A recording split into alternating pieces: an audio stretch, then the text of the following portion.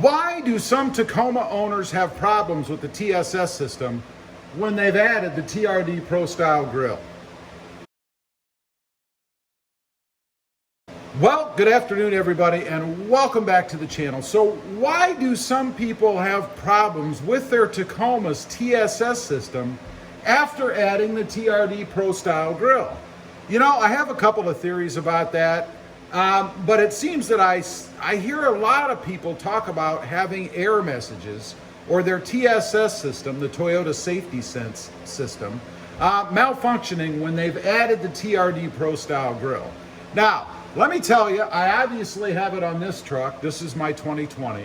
I also added it to my 2018 and it had the TSS system as well. Now, on the 2018, I never had any problems, and I haven't had any problems with the 2020. Now, let me tell you, on the 2018, first of all, you'll notice the 2020, or what I have on the 2020, has this garnish here. On my 2018, that grill did not have a slot, per se, for the garnish. It was just finished with this covering that you see right here all the way across. It was all slatted just like this. You could actually pop it out. They did leave you a couple of areas in there that you could cut or break to pull this section out and then snap in a garnish. I never did that. I never did it because I didn't have any troubles. Now, would I say that you shouldn't do it? Well, I think if you're in an area like I'm in where we get very little bad weather, we hardly ever get rain here. We certainly don't get snow or ice. I'm not taking the truck out into mud or anything. So I would think, no, you wouldn't need to add it. Now, the reason I say that is because if you're in an area like I am, and you don't go out in a lot of mud and stuff, you're not gonna get it caked here in front of that sensor. What the cover does is two things. One, it protects the sensor, and two, it keeps things from getting on the sensor that then would cause it, something in my eye, that then would cause it to have a malfunction. So it kind of depends on the conditions that you live in and operate in. To be safe, I guess I would say you probably should add it, although honestly, I never did. So what about the 2020 then? You can see I obviously have it on there. This is an OEM TRD Pro style grill. It did come from Toyota. And it did come with this slot already here to add that garnish that you see. Now I will say you can buy the garnish from Toyota as well, but the price is astronomical. I believe it's somewhere in the $300 to $400 range just for this cover. It costs more or about the same as the TRD grill itself costs. And I think that's a way for Toyota to kind of deter people that don't have it on the Pro, because it does come on the Pro version, to not put it on their other model Tacomas, to kind of keep the Pro look a little more exclusive, if you will. But you can get them out there other places for a heck of a lot less money. I think I paid somewhere around 50 bucks for mine a couple of years ago. And the thing to look for, on the back of that cover, there are some numbers, part numbers. And then probably lot numbers, stuff like that. You need to check and make sure that the garnish that you're buying has the same numbers on it, so that indeed you're getting the right one.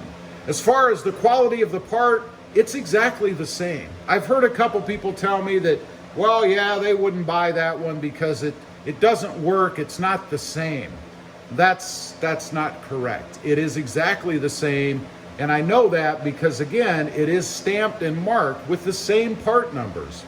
The other thing that you kind of have to watch for, if you're going to do this, if you have a 2020 and you have this front-facing camera up here, I will tell you that the OEM grill, and I'm sure the aftermarket knockoffs that are either out there now or are going to be coming, will not have the bracketing that you need for that camera. The bracket that's on the original grill does not fit on this TRD Pro style grill. You actually have to mod the bracket itself to make it fit, which I did. I'll leave a link down below to my install video so you can kind of take a look at how I did it if you'd like.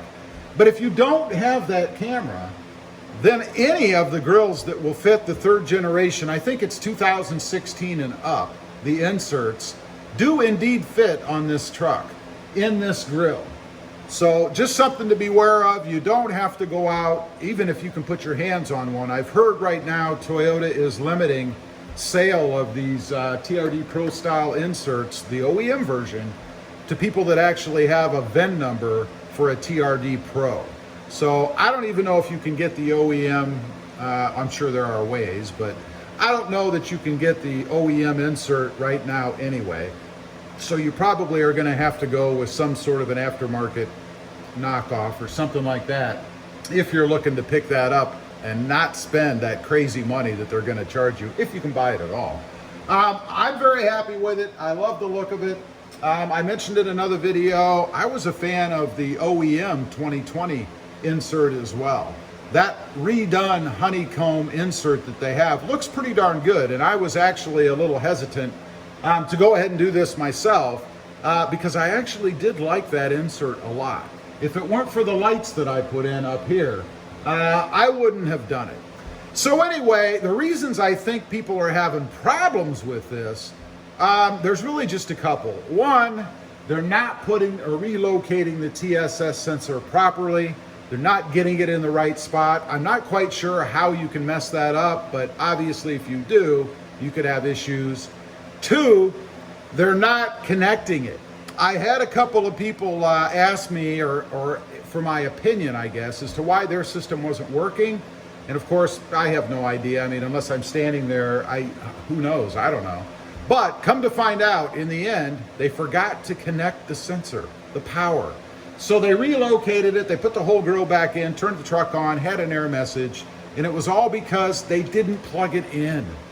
Check your connections. That's the first thing to do in any installation, especially if you're relocating something like this TSS sensor. Make sure that you plug it in. It's that old adage, you know, the computer guys, the IT guys out there, somebody calls them up and says, my computer's not working, it won't turn on. And they go over to check it out and find out it was not plugged in. That was the big fix. So make sure you check your connections. And thirdly, just a bad or improper install. You have to take your time and you have to install it properly. You need to align it correctly, which again is not difficult to do. It really only fits in there one way, although I could see somebody putting it in backwards or who knows, doing something crazy. And make sure that there's no obstructions. You know, somebody else had, again, asked me for my advice as to why theirs wasn't working, and they had one of those bars going across here. You know, one of those protective bars, an aftermarket bumper. And the bar was being seen by the TSS system, as it should, right? I mean, there was something in front of the system, right? So make sure there's nothing in front of it. If you install the system and then have an aftermarket bumper with one of those bars across it, and it's in front of the sensor, and you may not even think it is. I mean, I don't know what the threshold is, but the sensor obviously looks out. It could be as low as right in this area. I don't know. But that's the first place I would start. If you're getting an error message, make sure there is nothing in front of your sensor. Anyway, I just wanted to get on here, talk about that a little bit. I keep seeing comments from people about the system not working. Some have even pulled it off and tried to return the grill, which a lot of times they won't take, by the way. And I believe it's just those things that is the problem. Take your time, make sure you do it right. Leave a comment down below. Let me know if you've put the grill on and you've done it successfully. I'd be curious to hear from the people that have had no problems. Let me know.